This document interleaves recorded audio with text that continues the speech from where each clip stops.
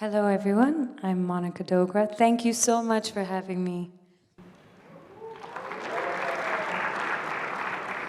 My pockets are empty, would you feed me some rain? I've got nothing to show you but some portraits of pain. And I'm fading into your fields of gray, your imaginings are starting to take over me. And if I wanted to touch you, would you start backing away? I drink more than I ought to, so I've got courage to stay. And I'm fading into your fields of gray. Your imaginings are starting to take over me. And who will save me when it gets dark? The night creeps in stealthy and it frightens my heart. Tighten the reins, straighten my back, I won't lose it again. And ruin me once before I die. So I build the strength to keep creating. Again and again, I'll give things up until I hold on to nothing. I tell you I'm tired on the outside looking in. Ask if everything's pretty, is my body so thin? And I'll work on that package so the market will sell out. And I wonder why I'm lonely when the music gets loud.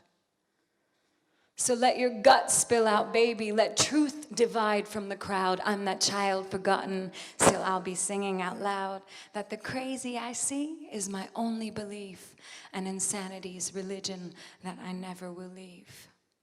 Thank you.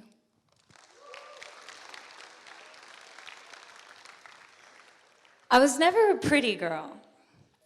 Growing up, I was referred to as Chotu Motu or Kalima in my Kashmiri family because I was really dark. I had acne and braces for many, many years, and I was kind of fat. But I'm glad for that awkward time because that awkward phase allowed for my inner world to grow, stretch, and expand. And when I think about my future children, I hope that they're awkward too. I hope that the world responds to them without being bound by their aesthetic. I always knew that performance was in my future. Performance art for me was alchemy. It was a way to turn shit to gold. And I held that truth as a child, and I hold it to be self-evident now as an adult. Art has the profound power to make change personal. Art has the power to change the trajectory of someone's life in an instant. And I've seen it happen. I see it happen all the time. It happens to me. The first time I was ever cast in a play, I was 15 years old in Hunt Valley, Maryland at Delaney High School. And I was the first colored person to be cast as a lead in a musical in the history of that entire school. The thing is that I was acutely aware of the fact that I was white enough to be a viable choice for a colored person. And I was also 5'8", and I had my build. Because my awkward phase ended around 13 or 14, and I grew into what I am now, kind of early actually. At that point in time, I understood what the power of aesthetics were. Even though I never really felt married to my own aesthetics, I never really felt like my outsides matched my insides.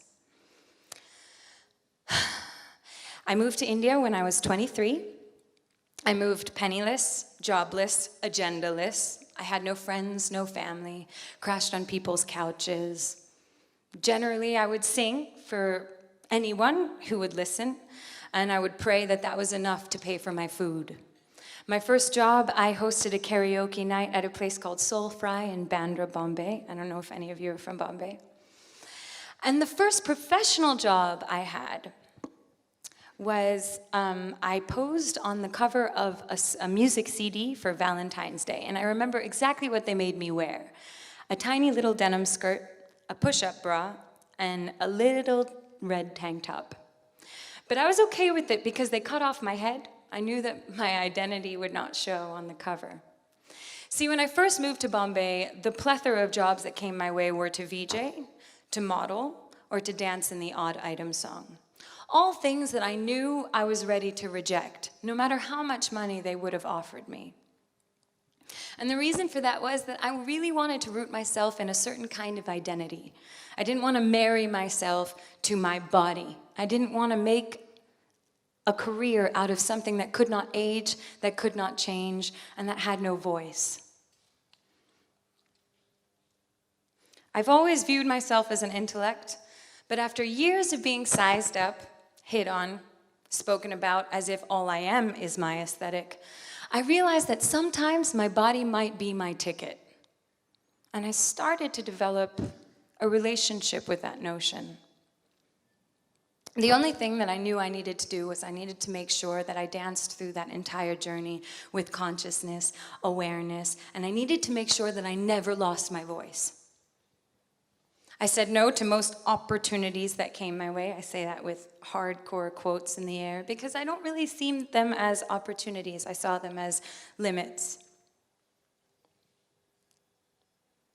I also often wonder, and can I just get a hell yeah from the girls in the audience, why there are no item songs for girls? Why aren't there any oiled up beautiful men out there just dancing topless while we sit around drinking beer and saying, yeah. One day, that's the future. After years of not subjugating myself, I got used to not being considered a beautiful pinup girl in India. And I was pretty glad for it. When my first film, Dhobi Ghat, released, though, I was ready to take the industry by storm. I did all the things that were expected of me. I signed with one of the best agencies in India, probably the biggest agency. I hired a publicist. I got a stylist. I walked red carpets. I did all the things that celebrities are supposed to do. I experienced fame for the first time in my life after years of it evading me because in my effort of standing for something, I was poor. And I was pretty much not famous at all. But then Amir Khan came along and life changed. To date, women who do item songs or model in their underwear will often experience fame and fortune rather quickly. But does it last?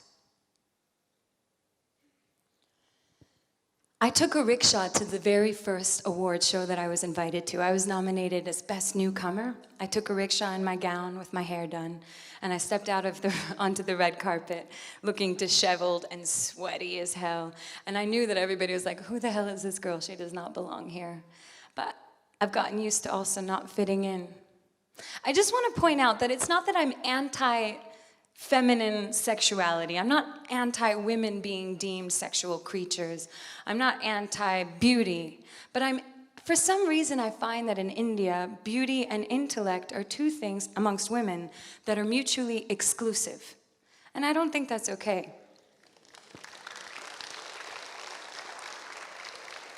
The first newspaper articles that came out about me named me dusky. They said I had a Bipasha Basu body, and I was I was floored. Oddly, in America, I was too white to be Indian. But in India, where fair is the only kind of lovely, I am a dusky, different actress that's relatively inaccessible. And I find that interesting. I remember being on the front page of the Bombay Times. There was a column wherein the most beautiful newcomers were listed. And then right next to it, it said the most beautiful faces of the future. And then next to it said the most interesting faces of the future. And I was in the interesting column. I was okay with interesting, though. I'd rather be interesting than just beautiful. But I wondered, why is it that interesting is not beautiful?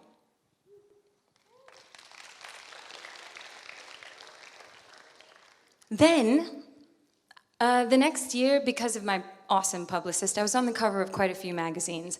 One that was a little controversial because I am a feminist. Most of my fans are feminists. And men, if you really are men, you too must be a feminist. And I was on the cover of a men's magazine, though, in white underwear, on a white bed, in white sheets, serving my sexuality.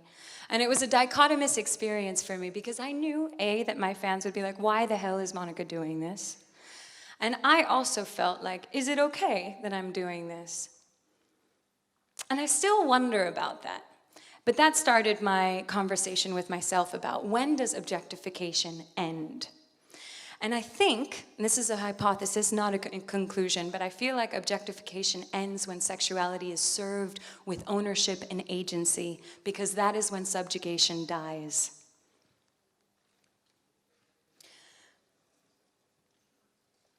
On the other hand, I was also quite excited about the fact that someone like me was going to be on the cover of a magazine wherein women who are known as hot and sexy exclusively reigned. And that meant that an intelligent person, for once, would also get that nomenclature.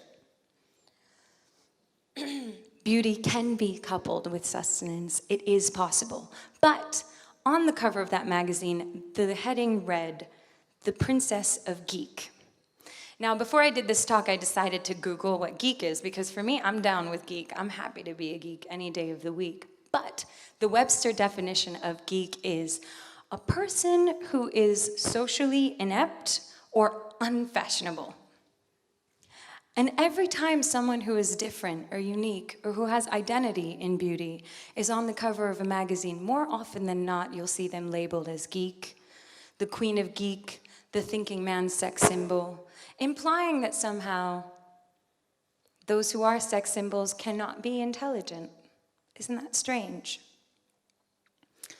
Anyway, I digress. Then began my reflection on serious reflection on my peers in Bollywood along with me. And I started to notice that those women who enter into the industry with long noses, dark skin, round bodies, unique style, a voice, more often than not, when their rise to fame is coupled with the gentle extraction of their identities, the gentle laying down of what it is that makes them unique, be it through injections, plastic surgery, glutathione, which is something that most Bollywood actresses inject into their skin in order to become whiter, more white. And I thought, this is really, really dangerous, because our ideas of beauty are rooted in class and are also rooted in the tragic display that we see of women, how women are treated in this country today. My first music video got an adult rating. I have no idea why, but it could not play in India unless it played after 10 p.m. At the same time that week, I saw many popular Bollywood actresses wearing very tiny clothing, doing item songs, playing at 1 p.m., 2 p.m., 3 p.m. Censor boards are okay with that. What was the difference? Why was a certain kind of woman a challenge to the censor boards? Because she decided to couple herself as a sexual being, as well as an intellectual being, as well as a whole person. And when you humanize a woman to the point where she becomes too similar to a man, it becomes dangerous. And that's not okay.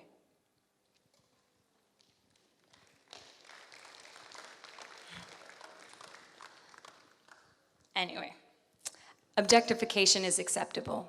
We've seen that. Agency is dangerous. We've seen that. So what's the future? Major publications in India. I'm friends with quite a few people who are the heads of major publications in India. And they will openly say that Asian eyes are unacceptable on the covers of magazines. Up until about 5 years ago, dark skin was unacceptable on the covers of magazines. Now we're starting to see that change, and that's amazing. Why is that, though? Why is it that the people in power, the ones who have the capacity to create change, they're the first ones to say that Janta wants this, my audience wants this, magazines will only sell if I give them this, when they're the ones with the power to change perceptions? So when you're offering something to the world, make sure it's not a regurgitation of what you think is expected of you. Make sure it's a contribution of what you think the world needs. For me, diversity is the greatest gift. The last anecdote I want to tell you is, in this space, I broke up with my agency, and it was one of those awkward conversations. Have you guys ever broken up with a partner? Boyfriend, girlfriend. It was one of those really awkward breakup sessions where I was like, I don't know how to say this, it's not you, it's me. But they showed up with a 3-page Excel spreadsheet of everything that they had pitched me for. And in the last column was all of the comments that clients had given them about me. Read, it said, client wanted somebody hot, client wanted somebody conventionally good looking, client wanted somebody with a conventional body type, client wanted somebody less intelligent looking. Interesting. What does intelligence look like? I don't know. After that, we broke up. It was fine. It was good. It was a good conversation. But after that, I decided to go to LA. I got a role in a film with a woman named Casey Legler, who's an ex-Olympic swimmer, and she's also world famous for being the first female to be exclusively signed to Ford as a male model. Casey, by virtue of her very existence, bends perceptions. Casey's entire career is about creating space, a diversity in beauty. I walked onto set. I was really excited. I loved her. I played her lover in the film. I think in the realm of sexuality, I've always been quite fluid. I don't identify as exclusively one thing or another. And I've always been a queer ally since I was quite young. But I walked onto this set and everybody responded to me like I was this dangerous person, this awful person, that I was this feminine ideal. And as I looked more closely and as I paid more attention, I realized that to them, I was the feminine ideal. I was the kind of feminine beauty that was in direct combat on their war, this army that propagated gender diversity, diversity in beauty. And we spoke about it, and I got it out, and I made sure I won them over in the end, but it charged my entire life with this purpose. That my goal, that my reason for creating art is to create space for any kind of person, to open up eyes to any kind of beauty. And isn't that a more beautiful world? I mean, a palette, a dynamic experience wherein women with big asses or tiny tits or Asian eyes or the blackest of skin all has its space. And in the end, isn't that all that anybody wants, is to know that on this vast planet that you have a space, that someone looks at you with eyes of adoration and sees every unique way that you are explicitly, unbelievably beautiful. Isn't that the kind of world that you want to live in? I wish, as a 12-year-old kid, as a chubby, acne-filled, dark Kashmiri kid growing up in Baltimore, Maryland, that I could have turned on the television and seen some kind of celebrity open my eyes and tell me that my dark skin was perfect and my chubby body was beautiful. And when I think about the future of Indian art and I meet people like you, I smile because I know that that future is very near. Thank you.